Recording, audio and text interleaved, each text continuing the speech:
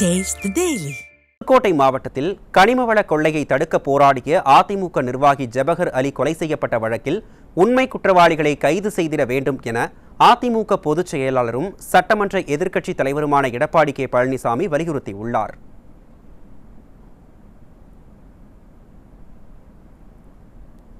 இது தொடர்பாக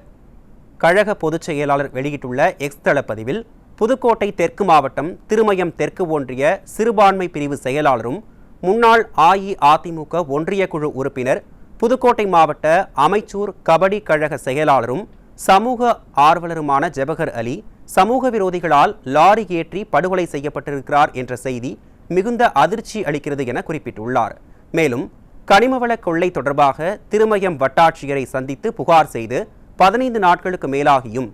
மாவட்ட கனிமவளத்துறை உதவி இயக்குநர் அலுவலகத்தில் பலமுறை புகார் செய்தும் மாவட்ட ஆட்சியரிடமே புகார் அளித்தும் எந்த நடவடிக்கையும் எடுக்காமல் தற்போது அவரை சமூக விரோதிகள் லாரி ஏற்றி படுகொலை செய்திருப்பதாக மக்களிடையே பெரும் அச்சத்தை ஏற்படுத்தியுள்ளது என்று குறிப்பிட்டுள்ளார்.